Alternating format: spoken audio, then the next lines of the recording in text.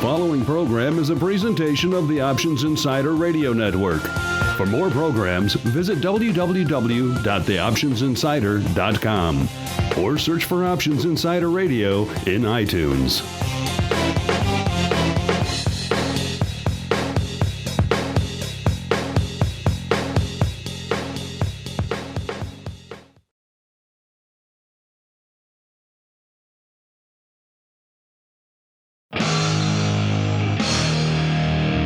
And now, it's time for the show that breaks down the options market. From unusual activity alerts to market updates and trading strategies. If it involves puts and calls, then our all-star panel will break it down. It's time to hit the option block. With your hosts, Mark Longo from theoptionsinsider.com, Mark Sebastian from optionpit.com, Mike Tusaw from KnowYourOptionsInc.com, and John Grigas from Options Express.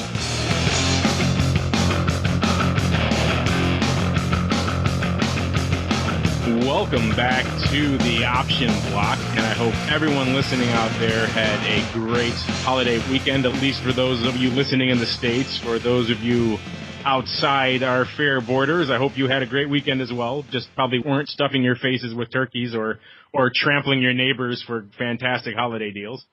We are joined today by the sultry, smooth tones of Tim Navabi. Tim, say hello to the people out there. Hello, everybody.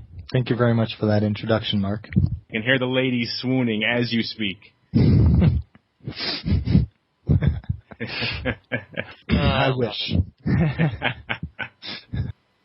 All right, and with that, we will dive right into the trading block. The trading block.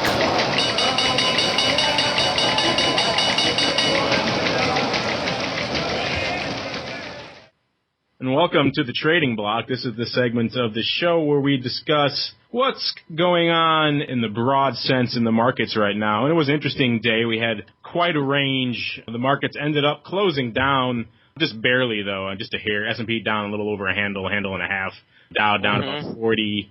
VIX also down about 0.6, but that really kind of belies the range that we had today. I know, Sebastian, right. You were watching it quite a bit. It was interesting to say the least. Yeah, you know, it was weird because we had a huge sell-off today on the open. You know, we were down, opened up down 10, sold off to below down 15. The low on the day was actually 1173.64, down just under 16 points.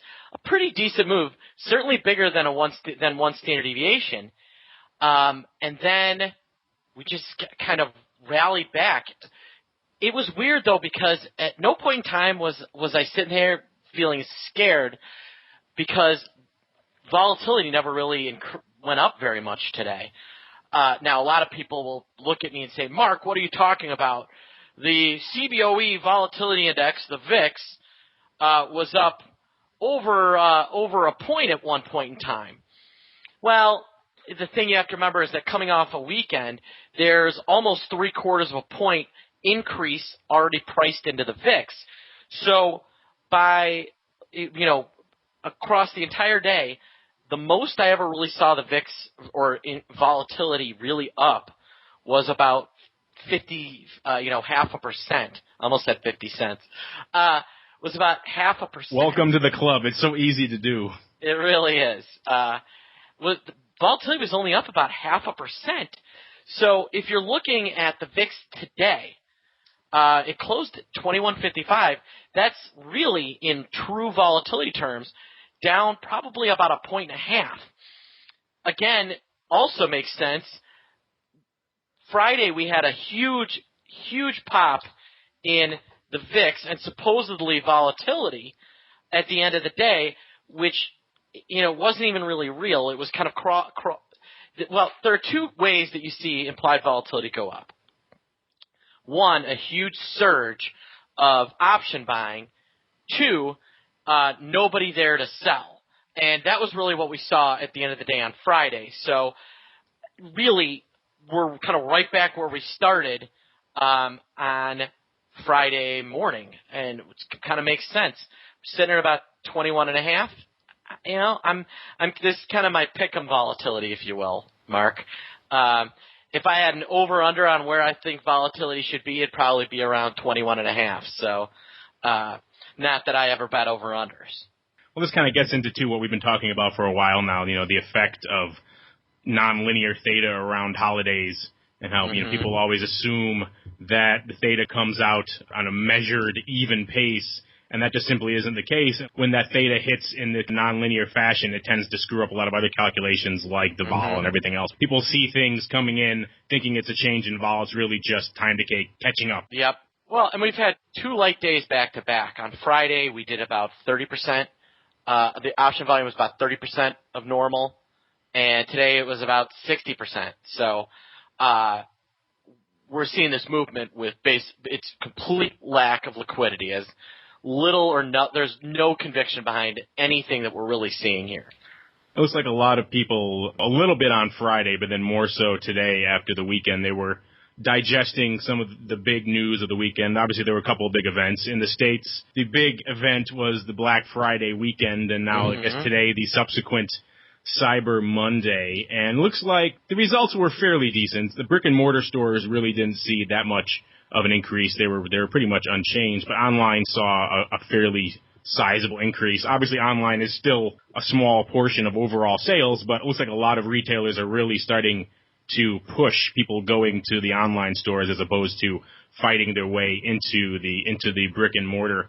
I don't know if any of you guys dared the belly of the beast and went out there. Did any of you guys do that? Did any of you guys hit the Black Friday stuff? No, I had some toenails to pull off, so I decided against it. What about you, Tim and Mike? My wife actually went out on Thanksgiving night to Toys R Us, and so that was actually beneficial with some of the deals that she got there for us. Oh, yeah? She buy you a new Optimus Prime doll? Is that what she did? Hey, I'm a Decepticon. I am a Decepticon. I didn't make any of the stores or anything like that, but I definitely saw a lot of people, headed that way. The mall parking lots were crowded and everything like that. So, do you live on a thoroughfare toward a major mall, Tim? I don't. I live somewhat near the Oak Brook Mall. Oh, okay. And, so that's beautiful Oak Brook, Illinois. I love that place. That's the one I'm familiar with most. Yeah, great. Mm-hmm. My wife wanted to do the same thing. She wanted to hit the Toys R Us 10 a.m. or 10 p.m. thing on Thursday night as well. I ended up talking some sense into her, and we ended up sleeping and then going out early the next morning to get all the toy deals and everything else. If you have a little guy, the toy deals are ridiculous, and she's hell-bent on making sure he gets all the cool stuff. So, of course, she was out there. Of course, she got there, we got there early in the next morning, and there still was a lot of stuff, so apparently everything hadn't been picked over. It is kind of fun on just a observational sense to kind of be out there in the mix. If you're not in the scrum at 3 a.m. trying to get a big screen TV, then you should be pretty happy with what things you can find. A lot of the ancillary deals are much better than the stuff that they lure you into the store with. I was actually in a Best Buy this weekend, actually out near, not that far from you, Tim, near Oak Brook, out in the suburbs of Chicago for our non-Chicago listeners. I had an interesting experience. The world headquarters of McDonald's. Yes, exactly. You can smell the French fries in the air as you drive around. And the McRib, oddly enough. That's actually just me driving around out there. That's not McDonald's. It's the greasy meatball going by. Yeah. Well, right now I'm actually the greasy rib. I'm not, because McRib's around right now, so. We can get a whole other story about the fake scarcity of McRib, but that could be another show. But yeah, I was in a Best Buy and had an interesting experience. It was a pretty crowded place, and there was a manager on a giant metal ladders they have to load inventory in the shelves. And he was in the middle of the store, and he was looking down at the various employees and barking at them, saying, hey, you're standing around, get over there, get over there. At the same time, he was looking at a laptop or something and yelling into a walkie-talkie. I'm not sure who he was yelling to the cashiers maybe or everyone else. And he was barking at them that they were 140K behind where they should be right at that moment. And they needed to get off their asses and start selling. So it was amazing to see. He had real-time numbers coming in, and he had where he was supposed to be. They were parsing it minute by minute, and they were apparently 140 grand behind at this one store, and it was just a panic. But it was kind of fascinating to see that, and just how regimentalized it has become, and how they have these strict predictions for where they think they should be, and when they're not hitting them, how they go into panic mode. It was kind of interesting to see, just to be in the pure belly of the beast. But obviously the numbers weren't super strong because the market didn't appear to really rejoice over them. Most of the concerns seem to be coming out of Ireland. Ireland got the big bailout package. No one seems particularly excited about it. I think the euro hit near a 2-month low based off the news and concerns that there's more debt crises looming on the horizon. So no one seems particularly enthused that Ireland is getting this package. And it's kind of a damned if you do, damned if you don't type of scenario, because certainly the market doesn't seem to be loving this. I know a lot of our listeners are into some updates on the commodities and the ags as well. So Mike and Tim, what are you guys seeing out there in your commodity roundup for today? Well, what I'm kind of looking at right now, the euro did have another down day today, and for the most part, in gold and silver right now, I think they're at some pretty interesting technical levels if you look at it. In that silver, and I'm looking at SLV, ticker symbol, the ETF that tracks silver, around the 2714 level, so to speak, or 2714, 2715, around that area. You could say that that's somewhat of a double top in a way. Granted, we had that one day where when we broke through it in the first rally of silver, so to speak, a couple of weeks back. And then we discussed this of what happened that day with the Merck changing the requirements and that type of thing. But with that, at the low to mid sevens, it looks like silver's having a hard time getting through that right now. So, granted, I'm still a long-term bull on silver, even with the ginormous run that it's had over the past couple months. But from a technical standpoint, I'm very cautious right now in that regard. And that at Know Your Options and our discretionary accounts, for the most part, we really don't have a lot of silver on right now. And for a lot of people, we don't have any silver on at all. We're waiting for it to come down a little bit more. May I point out the irony of Mike telling people not to have silver and gold on when all he does is bling out in silver, gold, and diamonds? The teeth, I think, the teeth maybe a little bit over the top, Yes. Mike. You know, the gold teeth and the silver teeth. Yeah. It's a little off-putting when you first meet you. You get used to it after a while, but... Well, his current grills is made out of platinum instead of normal. Well, I mean, here's the thing. I need to get some dental work. I need the price to come down on this stuff because I need some new teeth. Daddy needs some new teeth for Christmas. So what do you think? I gotta become bearish somehow on it to get the price to go down. The whole point. So just for our listeners who want the two-saw collar update, you guys have not reinitiated your collars then in silver. You're still waiting to get back in. That is correct. We still are. And then with gold, we're still in our gold collar right now. We're in GLD. That's the way with which we trade gold for the most part. We have a couple of things with which we do on the gold future side of it. We do have a few things that we do on the silver future side of it, but for sake of simplicity for right now, I'll just focus on the GLD. Where we're at right now with GLD, we're in the December 130, 140 collar, and we own gold, the underlying. So with this, for the most part, we've been collaring a lot of this gold rally that we've had, and we've been able to participate in probably 60 to 70% of the rally. So let's say that if you were to just buy X amount of shares of GLD and you would have made $1,000 on this rally, in our case, with our strategy, so to speak, you'd have made about $600 to $700, just kind of depending on entry points and that type of thing. So with that being said, we're actually ecstatic about that because we're typically trying to get, or if we can get around 70% of the rally, we're extremely excited when we're collaring this, just from the standpoint that if GLD does take a pullback to the 125, 120 level or something along those lines, that's when we catch up, so to speak, by either selling a put for profit and buying more shares of it perhaps, or maybe putting on a ratio repair strategy and or something along those lines. In terms of the sentiment for gold right now, typically we're not very technical with a lot of what we do, but one thing that I am seeing with it right now, you could say that maybe we're looking at a head and shoulders pattern right now in gold. Maybe not. I don't know.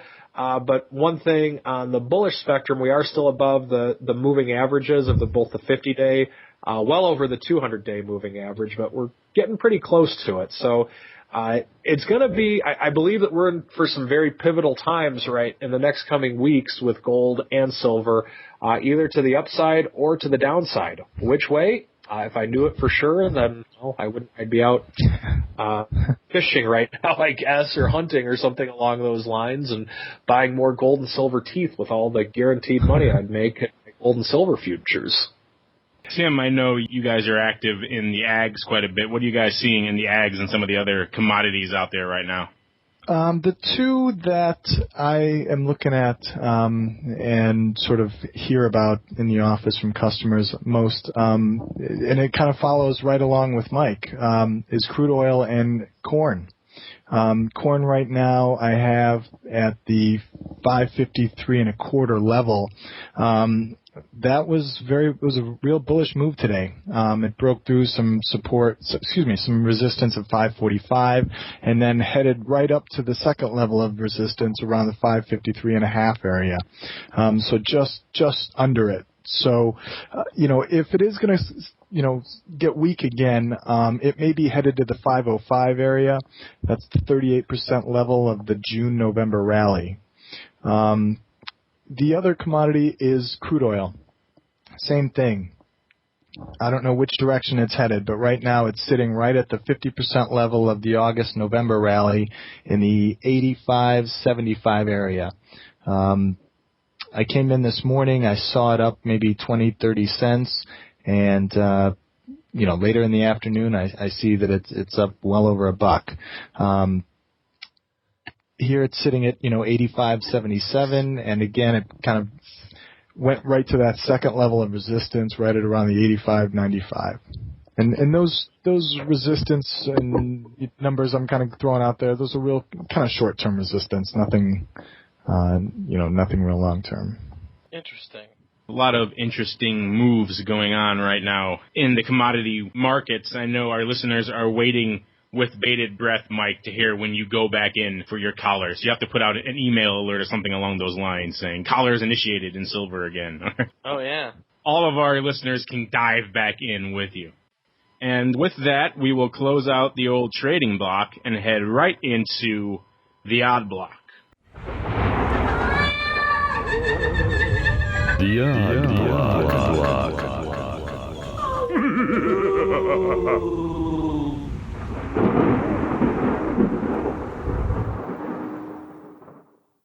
And welcome to the Odd Block. This is the segment of the show where we discuss some bizarre or interesting or unusual options activity that's lighting up the tape today. And we're going to start off with a little name, Forest Laboratories, FRX. They closed at $32.48, up 63 cents. And this is one of these little names that kind of personifies the term unusual options activity. Usually a very light listing. They do anywhere from 500 to maybe 1,000 plus contracts on an average day. Today they put up 12,000 contracts. So they're lighting up the tape, and most of it is opening bullish call buyers. The bulls are out in force right now in FRX. We've seen well over 1,000 of the DS32s being purchased. About 90% of those were lifting offers. The same with the DS33s. We saw well over 3,000 of those go up. About 70% of those on the offer. We also saw 5,000 DS34s change hands today. So a lot of bulls coming in. Looks like most of this is being driven by the boys over at Fly on the Wall are reporting that there's some takeover chatter going on right now in Forest Laboratories. This is, Scott, your standard, my favorite setup of call options where the upside calls are priced higher than at the money. There are all sorts of opportunities for bullish plays here that can be done really cheaply. But that's one of the things that you really have to look for when you're watching these things is you can get some trades on very cheaply if you think things like Fly on the Wall are right. For instance, right now, Mark, the DS32s are by far the cheapest option on the board relative to the 33s, 34s, 35s. the 32, you could probably buy the 32-33 call spread for, let's see, 40 cents. That's it with it, 48 cents with the 32 calls, 48 cents in the money. Putting on the 32-33 call spread for 40 or 45 cents is a spectacular trade. That's the kind of trade I like to do myself. So yeah, don't follow the herd and just come in and buy naked options, especially after so many have gone up and the vol's up about 5% on strikes across the board. You really want to kind of pick and choose. Pick the strikes that haven't seen maybe as much of an increase in implied vol, hit the ones that have, and structure a position that way so you get the maximum bang for your buck. See, it's not. That's the whole thing. It's not just about being right on direction. It's also about being right on how you structure the option trade, because you can develop trades with little to no risk that pay off really well. And you just have to understand how the options themselves are, how the pricing structure is set up, and what the volatility term structure and volatility vertical skew looks like. So it's really what makes the difference between guys that make money trading options and guys that don't. Mark, I can sort of understand your attraction to the 32-33 call spread. Just because, again, I'm doing this all day long, but maybe I thought if you can just sort of expand a little bit on why you find it so attractive. Well, I agree with you. I mean, I think it's an attractive trade too. So I just thought maybe let's just break this thing down. You have a trade here where FRX is trading 32.48. You can buy the D's 32s for about 115 and sell the D's 33s for probably 70 or 75 cents. That's essentially buying the 32. You're paying basically 45 cents for that call spread. Well, think about this. You're buying a 45-cent call spread that's already 3 cents in the money. If we expired right now, this is what makes this trade so great. If we expired right now, this trade makes money. Very rarely can you set up a trade that has that type of structure. It's almost impossible to get a trade set up that way.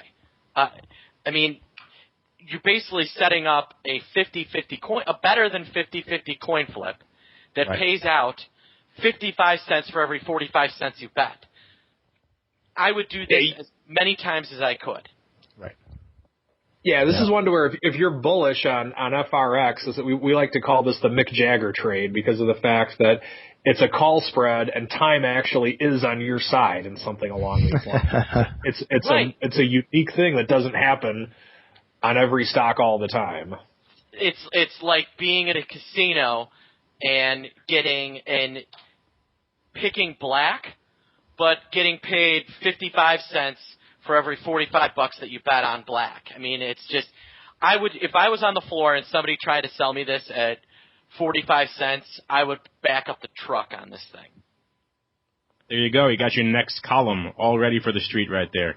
FRX, vertical call spreads. There you go. Just has to go up. Yep. Moving on to Barclays PLC. Good old Barclays. Their BCS is the ticker symbol. They closed at $16.50, up 20 cents. This is another one that was just lighting up the unusual volume tape today. They usually do about 2,400 contracts, average daily volume. Today they did well over 165,000 contracts. Oh my gosh, did you see this strip trade? Yeah, this was just a beast. Pretty much all of this volume, where the lion's share of it, are in the money puts. And a lot of it went up early on the day, in the early part of the session before noon on Barclays. What's interesting about this, too, is that before today, the entire open interest of Barclays options was 102,000 contracts. So today's activity alone dwarfs the entire open interest that exists in Barclays right now. And we saw most of these were being sold, actually, by investors. Pretty much all of the activity was in March. Yeah. 40,000 puts going up on the March 17 puts being sold. Nearly 30,000 of them going up for about $1.75. The rest for somewhere in that ballpark. We had 42,000 puts being sold on the March 18 strike. Another 28,000 of those being sold around 233. The rest in prices all around there. 40,000 puts went up on the March 19s, with about 30,000 of them going up for about $3. It's unbelievable. Yeah, and then we saw about 34,000 puts going up on the March 20 strike for $379. So these are just, people obviously think that any downside in Barclays is a bit overdone, and we're looking for a turn. What's interesting, too, is that people are hitting a lot of in-the-money contracts, so obviously these guys are not concerned with owning the underlying right here. It's just a covered call play. That's all it is, all this guy is doing is he doesn't feel like spending all the money to actually own the stock. He's doing your standard sell put as a proxy to the covered call. And this is a huge bullish play. I mean, that's just a massive amount of long deltas. You'd be amazed how many institutions don't get that, or maybe sometimes they are prevented or prohibited. There's a lot of times there where, well, it's because regulators don't understand them either. Exactly. There's really no reason for it. Yeah, it looks like, the net deltas, they purchased net 5.5 million deltas today.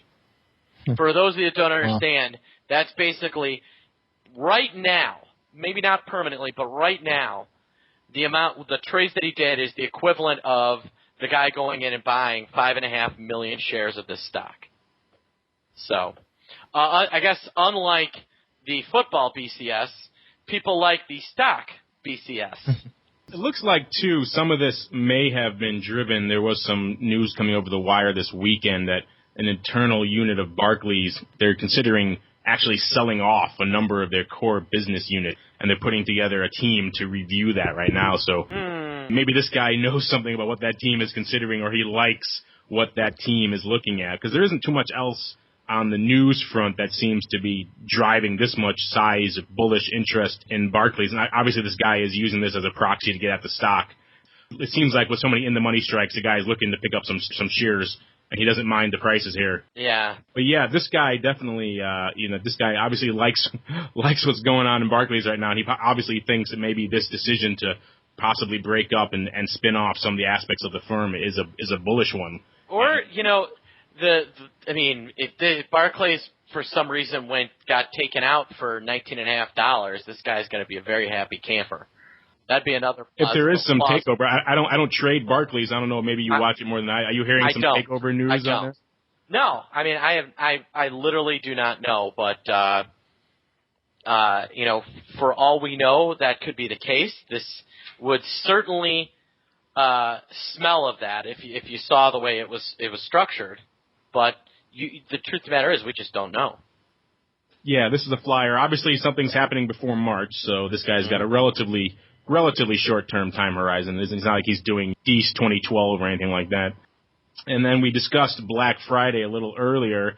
Not surprisingly, there was some action in the XRT today. That's the S&P ETF for the retail sector. It closed at about $47. Down about 40 cents. And the bears were out today, apparently not liking what they saw on Black Friday and not thinking that the manufactured holiday of Cyber Monday was going to save them. We saw a lot of players coming into XRT, starting off with a pretty sizable ratio 1-by-2 put spread. We had a trader come in and picking up 5,300 of the DEES 47 puts for $1.45. Then he sold twice as many, 10,600 of the DEES 45 puts for 69 cents. That works out to a net of 7 cents a contract. And it looks like this guy obviously thinks there's some little bit of downside to go on XRT. We also saw other traders coming in and just naked picking up nearly 5,000 of the Jan 46 puts for $1.70. And obviously these are a little bit out of the money puts. So these guys are looking the stock to fall nearly 5% by January. I was trying to think of an ETF that had moved harder or faster than EEM. And the answer was XRT. That thing has been a rocket ship. And we built up all this, things are getting better, we're going to have a decent Christmas. Well, you know what?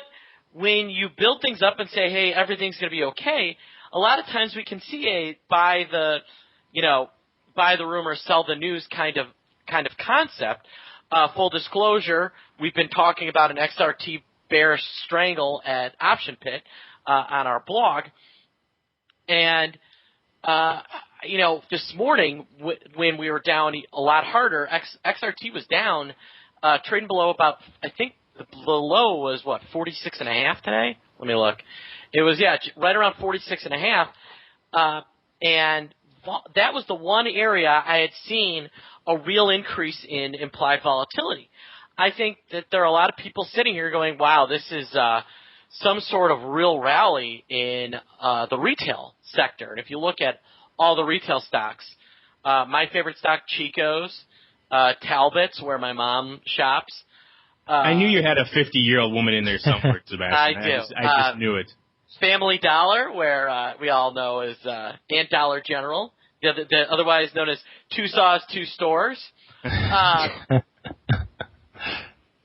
And just all of those, they've been, if you look at them, Ross stores, they're all on a rocket ship straight up. This is the perfect time for these type of things to turn around. Hey, things were pretty good. Well, why are we selling? Kind of the classic thing. These earnings are great. Well, why are we down?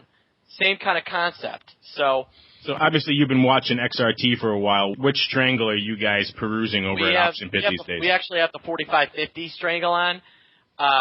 It was, we got in at 66 cents. It was trading over $30 today. I should have. It was up. It was trading over 90 cents at one point today.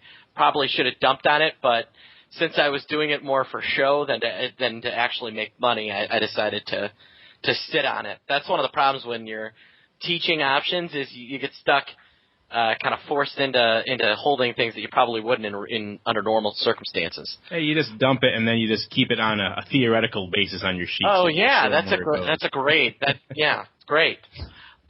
Just show them the paper trading and just have them. Then you're all set. Oh, people love paper trading. They say, oh well, if it's paper, it must be real. So I tell people all the time, if you could pay the mortgage with paper trading, we'd have a lot of very expensive houses. But most people can't because they unless even $50 or $60 or $70. Tim, Mark, Mike, stop me if I'm wrong.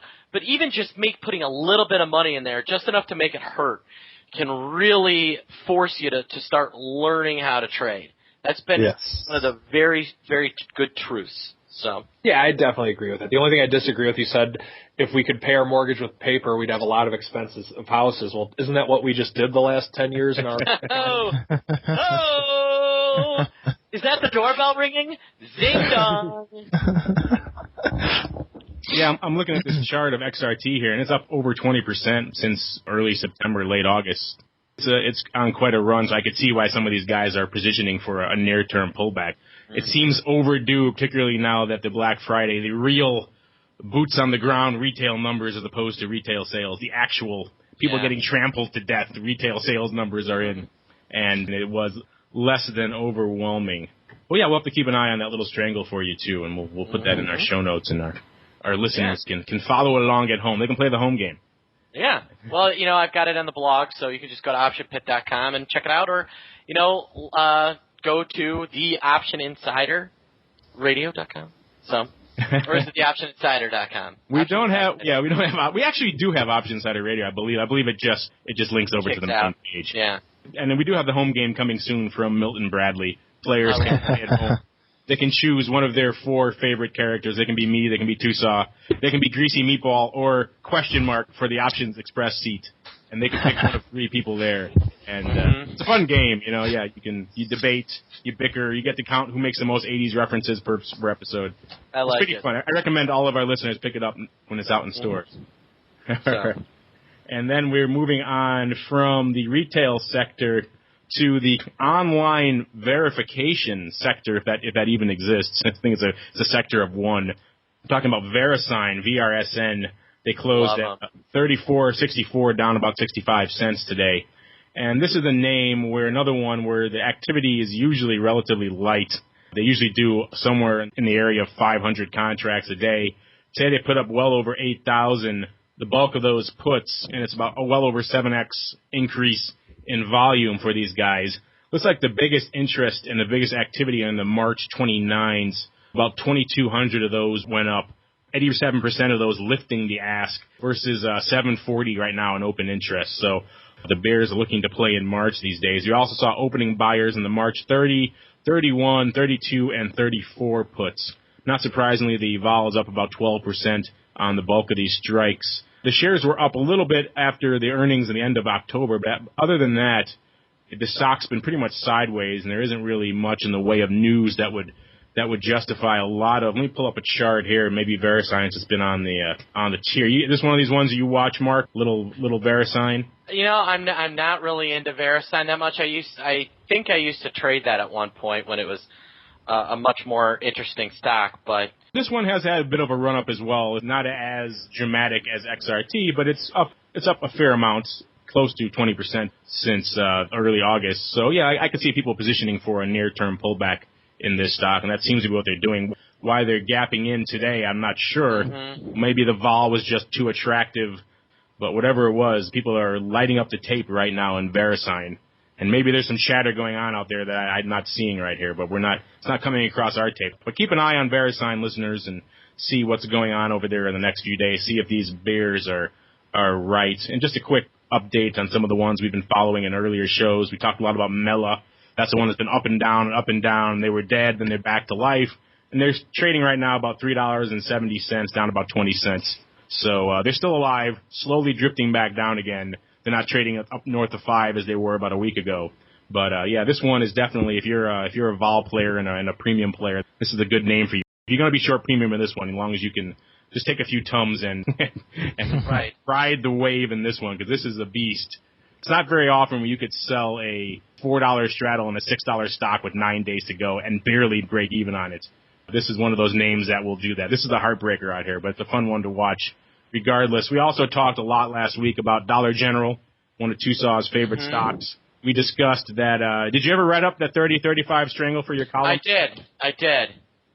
I forgot what price we were saying. It was like 25 cents last week. Is that what it was? It got, I think 35 cents is what we were looking at. It got up to around close to 60 cents, I believe. Or maybe not that high, but it was like 45 or 50 because those 35s were suddenly getting bid up last week. You noticed that towards the end of the week there was a bit of an upside move in Dollar General, and that strangle was suddenly trading pretty strong.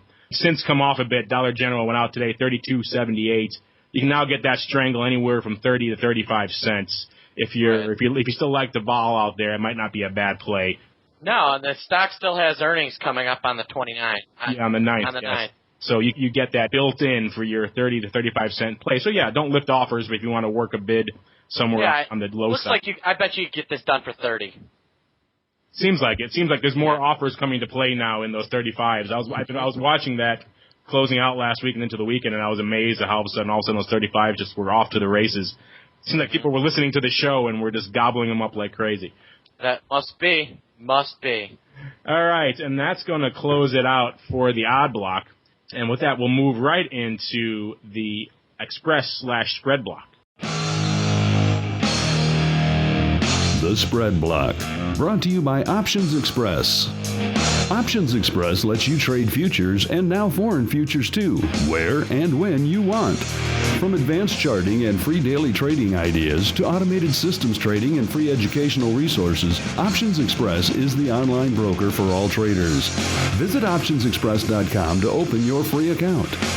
Futures involve substantial risk and are not appropriate for all investors. Please read this disclosure statement for futures and options available at optionsexpress.com/futures risk or by calling 1-888-280-8020 prior to applying for an account. Options Express is a member of FINRA, SIPC, and NFA.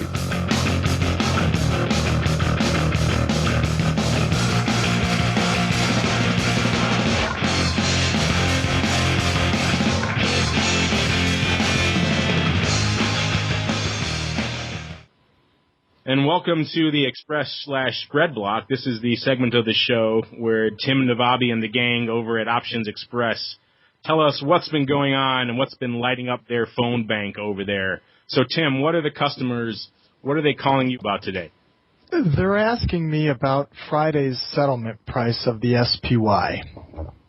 And I thought maybe that would be something I can discuss with you three. Maybe you've seen something similar. But I'm not sure if you were aware, Friday there was the expiration of the SPY weeklies, and it did close at noon of over 119. And then shortly after, probably maybe within the next 15 minutes, I would say, it traded below 119. And the settlement price that's being used right now is the 118.8 area, something like that. It's below the 119. So we're all scratching our heads over here saying, well, shouldn't it be the 119, exactly where it closed when the bell rang on Friday? Have you guys seen anything like this? I used to be out not in the Merc pit, obviously, but the CBOE SPX pit. Settlement time was always a fun time of the month because it was like this, like you said. You could always count on a little bit of drama, a little bit of bumping around. Maybe not this dramatic every week or every month, sure, but certainly we did have our share of arguments and having to go to arbitration about where these settlements actually went, where the opening rotation was going to be that was going to close out the prices. So there's always a little bit of drama. I wasn't watching it particularly this past month, so I can't say for sure why it settled below where it closed. But you're not surprising me with anything here. This is the kind of thing that's people who trade SPX and SPY should be aware that there is a little bit of voodoo in the settlement process. And so if they have positions on going into settlement, maybe they take them off a day or two early if they don't want to get bit by this and maybe lose a point here or there. So I imagine you had a lot of irate customers saying, what the heck's going on? Yeah. Are they trying to make you make it good at 119? Yeah, and that's sort of, I think the other half of the conversation, and that is, why it's always important to, have a comfortable relationship with your broker, whether, they do something wrong or whether you do something wrong, because when there's, two minds sort of thinking on the same level, headed to the same area, it just makes it a more pleasant experience, because you can really sort of get to the heart of what is the issue. And, why I'm mentioning that is because, some of the customers were calling up and they were, not happy at all, and they sort of came right to us, and why did you do that? And we said, well, no, there's a whole process for this, and it's definitely nothing that Options Express is involved in. So some of them kind of said, well, this is kind of what I saw, and what can we do about this? And we said, well, let's do some investigation and some research on this issue. And those are the guys that, we like to deal with. We call back first. We, get some new ideas from them about maybe why this happened. And sometimes it just makes it easier for us to, if we have to do something for the customer, it just makes it easier. What did you guys end up doing then? What is the process? It's still kind of open. It's still open. We don't have any conclusion on this. And this is in the hands of my superiors. So, I'm not sure exactly who they're talking to. I know, they were talking about, talking to some of the exchanges, or even the OCC. I'm not exactly sure what they did. But I don't have any conclusive, decision on this, but I just kind of wanted to get your feedback, and again, kind of mention some of the important things when you're working with a broker. And you mentioned it earlier, and it was one of my first conversations on the show was that, hey, when settlement and expiration is coming around, sometimes it's just best not to be around. It's always best not to be around. If people think they can squeeze, just a little bit more out of that trade, and I haven't seen it worth it yet. It always seems to be more of a headache than a reward. Almost every single horror story I have as a floor trader, and then as a mentor / consultant, involves guys taking things into the day of expiration and holding them and getting worked over. I mean, there are just nightmare story after nightmare story after nightmare story. And I don't mean to be harsh, but if you take a nickel option into expiration and the stock prints up, it's your own dumb fault. Okay? take the stuff off. It's not worth it. Okay? It's just not worth it. Guys, do you guys have any one thing I issues always with that statement? One thing I always tell my customers too, I always tell them, there'll be options on Monday to trade. You'll have options on options. There'll be lots to trade on Monday. Don't worry. This isn't the last option around that you can make some money on. So that's the first thing I always tell them. And then in the summertime, it's real easy because I'll say, it's a nice Friday. It's a nice day out. I'm not sure you want to be stuck in front of the screen until 3 o'clock. So, and they usually kind of understand that. Oh yeah, okay, yeah, maybe I can just get out of this and enjoy my Friday. Right. So. Just relax and it's one to enjoy where, yourself. Oh yeah, without a doubt. It's one to where typically when we're doing spreads on the SPX, our general rule is that if it's within 20 points, then we get out of it. It has to be at least 20 points away from the short strike, and that's our rule of whether we would camp with it or not. And with that in mind, if it's 21 points, most of the time we're going to get out of it anyway. Just from the standpoint, you're absolutely right. There's all sorts of things that can go on. And when we are doing this in people's portfolios, it's usually a small enough percentage of the portfolio to where even if it does go in the money, we're ready for that anyway. But without a doubt, get out. Almost every time we want to get out of those things. Yeah. I like that, Mark. Without a doubt, get out. That should be our motto here, Unless you have a doubt. We may not want to tell our listeners to get out. They might take that literally and turn us out completely. Maybe not a good motto for an audio program. Maybe they'll think that I don't want them to confuse this with a Kevin Kline movie. Which one was it? In and Out. Yeah. That's right. Yeah, that's right. In and Out. And that movie was like maybe 99, so you're getting a little more recent. I know. Well, you know what it is that for a while Joan Cusack was my neighbor. Oh, God. Tim, it's an interesting thing you bring up there because people always think of it from the customer perspective.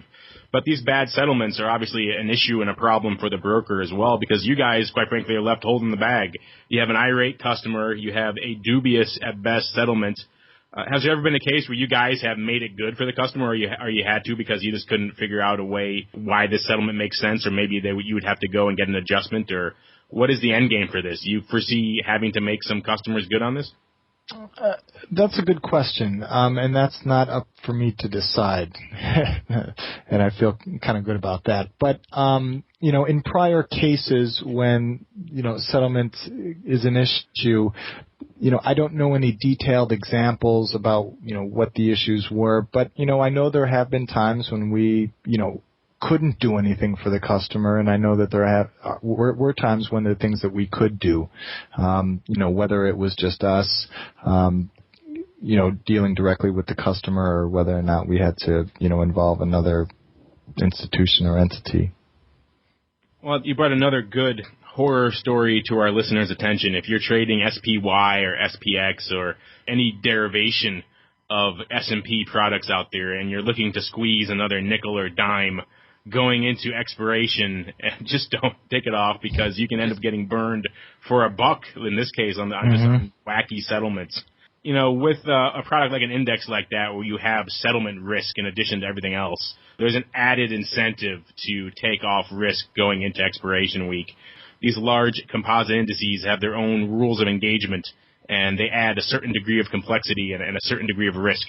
If you're not comfortable with that or if you're smart and savvy, just close it out as you're going into expiration week. I've seen this issue with some of the smaller ETFs. And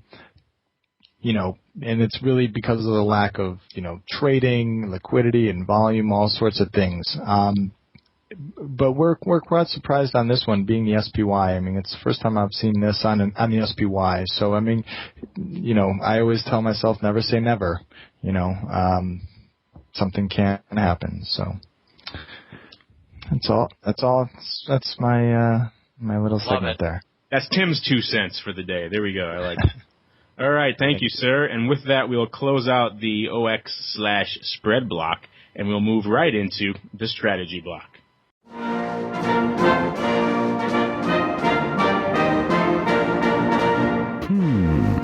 The strategy block.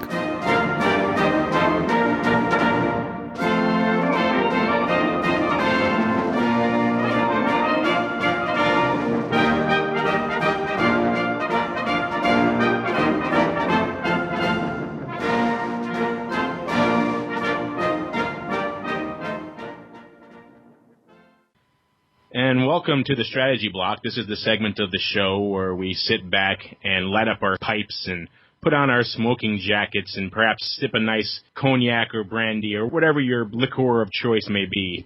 And we discuss the finer points of option strategy with Mike Tusa. And Mike, first off, what are you drinking? And then secondly, what do you have on the docket for us today? Milk and Gatorade. That's what we do, and we don't smoke either. That's the way it goes here in the Strategy Block. Strictly clean living. That's the way that we try. Hopefully not milk and Gatorade at the same time. That can get kind of ugly, I think. Well, if you mix it with water, then it kind of... Oh, just kidding.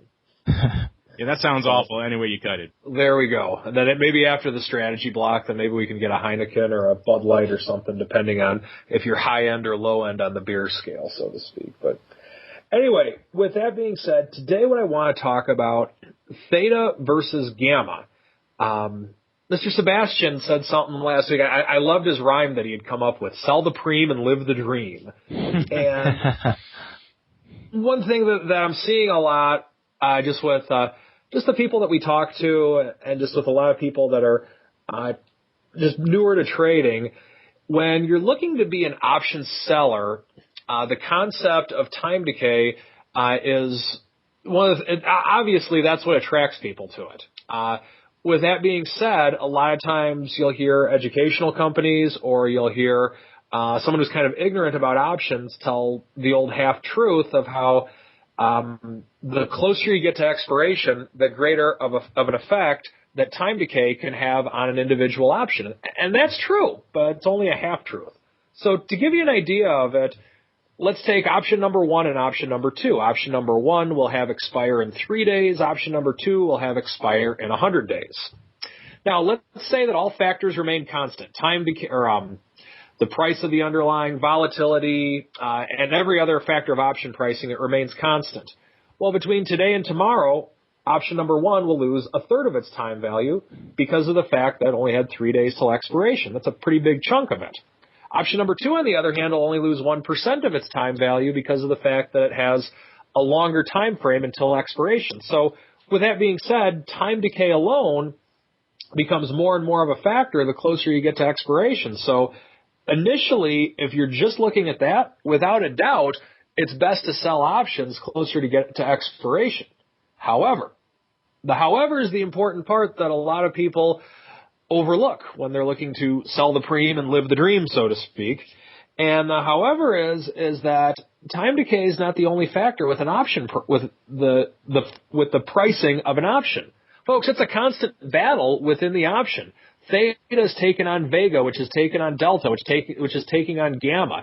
It's a big battle royal within the option of all these things that are going on. So granted, theta has a major advantage the closer you get to expiration or time decay, but the problem is that if the market moves in any type of if you get enough of a movement in the underlying, if we go back to option number 1 and option number 2, and let's just say we're selling a naked option, so to speak, if the option moves against you, it's going to hurt the option that's 3 days till expiration more than what's going to hurt the option that is 100 days till expiration. So one thing that I would encourage everyone to do who is an option seller, and don't get me wrong, we're option sellers ourselves a lot of times at Know Your Options. I always joke and tell people death, taxes, and time decay are 3 things with which you can count on, but you need to factor in every part of the option pricing model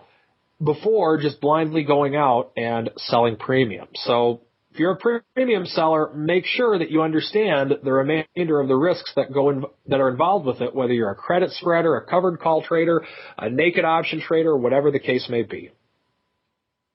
Well, it's perfect timing. I just finished my brandy. My pipe's still going, but the brandy was perfect. So you timed it very well, sir. I left the milk and Gatorade.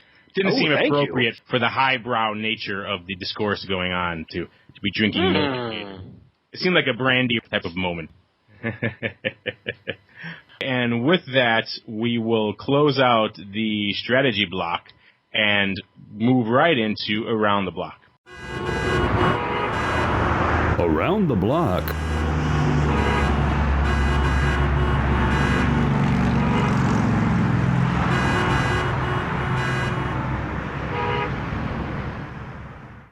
And welcome to Around the Block. This is the segment of the show where we discuss what's on the horizon for the next few sessions. And looks like the big thing on the horizon is employment numbers coming up on Friday. A lot of you guys watching that, I'm assuming, right now, right? Yes. Absolutely. Very important. Mm-hmm. Mm-hmm. All right, and that'll do it. I mean, the truth of the matter is if you look around, I mean, what else is there? We still have some legitimate concerns with what is going on in Europe, for sure. Okay? Beyond that and employment, what else do we really have going on? We've got sales numbers kind of starting to pass us up. I think a lot of that news is out. We have Christmas time, which, as we all know, is just going to end up producing a bath of quick decay. So I'm looking forward. I mean, again, I don't want you guys to think I'm some sort of genius, but one of the things I was saying yesterday. By all means, not a problem. Sorry. Yeah, thanks. I thought this morning was going to be the best chance to sell implied or sell premium that we may see for the next, couple of weeks. I did. And lo and behold, at least with 6 hours behind that prediction, I'm looking pretty right. What else is going to really drive up volatility? Unless these employment numbers are terrible on Friday, I don't see a lot happening, at least until after Christmas, because we're going to be waiting for that after Christmas sale. So if you get in now or sometime this week, you may be able to just sell a bunch of premium, live the dream, and then pull out December 23rd and not even have to deal with the after Christmas sale. I don't know. What are your guys' thoughts? Yeah, there's not too much on the horizon. Of course, you did miss the Krispy Kreme earnings coming out later this week. Oh, Lord. If that's not a market mover, Tucson, I know you're lined up for that one. I know you're into the healthy living, but the Krispy Kreme, that is your one weakness. Yeah, I'll be honest. I gained 35 pounds this last month, so a little inside information on it. Well, maybe we don't need to go there. So we should just load up on the stock then, because Tucson's been hitting it pretty hard. But yeah, other than the Krispy Kreme market mover, not too much. I mean, obviously there's, at least for scheduled things on the calendar, obviously there's the concerns over in Europe that Ireland is not the last shoe to drop over there. The euro moving down with that, so there's a lot of smoke out there, but nothing on the wire. We've seen the meat of retail sales for the next month. I mean, Black Friday kind of sets the trend. We kind of know how we're looking now. There's a lot of talk that maybe there'll be even more discounts going into the next few weeks as retailers try to step it up. I even heard some stories that some stores and some large discounters like Walmart in some certain areas were marking down their Black Friday stuff on the day because they weren't moving it. So, wow. So they were actually going to their doorbuster bins that were still full of stuff and saying, these are now 50% off the doorbuster price. A little bit of weakness still, even though the consumers were out a little bit more in force this year, there still is going to be, I think, a little bit of weakness going into retail. So, yeah, in terms of things on the horizon, unless you're talking Krispy Kreme and Dollar General on the 9th, other than that, I'm not seeing too much. I mean, the earnings season is pretty much done. Most of the big names are out. Not too much in terms of earnings to look forward to. So, yeah, it's really kind of a wait and see. Watch Europe simmer and wait for the next shoe to drop out there. Mm-hmm. Yeah. So. All right. So with that, we've run long yet again, but as always, a good show. I want to thank all you guys for dropping by. If you listeners want to hear more about Mike Tusaw and his Theta versus Gamma battles, as well as his ongoing silver collar discussion, then surf on over to knowyouroptionsinc.com. Hey, Mike, how did your webinar go last week? Pretty good. We had a lot of people show up, and it was a good time. Thank you for everyone that listened to it from this show. Very grateful. Listeners who may have missed it, they can still go and download it. Is it at your website or at ISE.com, or do you have a link to it on your site? We will have one on our Facebook and Twitter shortly, but for now they can go to ISE.com to get it. Okay, so be sure to surf on over to get that. And that was on FX Options, correct? That is correct. So loving those ISE proprietary products. And of course, to hear more about nonlinear time decay and his love of the XRT Strangle, then surf on over to Mark Sebastian at his optionpit.com, where you can read his blog and watch his paper trading and all the other fun stuff that he has going on over there. I'm like Steve Dahl. I like XRT so much. That's a very local joke. I don't think many of our listeners past Indiana will get that one. And then, of course, Options Express, not a hard one to find. Just surf on over to optionsexpress.com. Ask for Tim.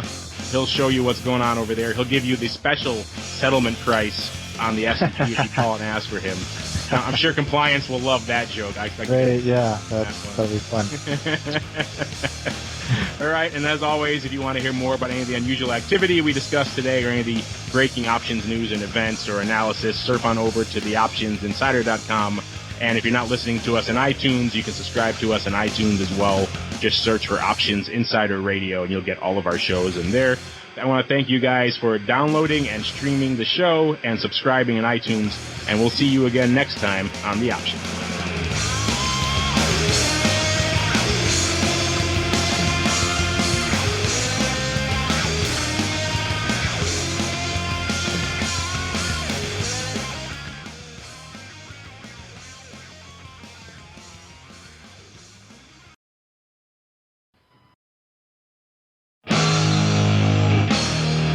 Become a part of the Option Block. Just visit www.theoptionsinsider.com/forum to post a question for the hosts. You can also submit questions to twitter.com/optionblock or leave a voicemail at 312-544-9356. Make it interesting and your question just might make it on the air. The Options Block is property of the Options Insider Incorporated. All rights reserved.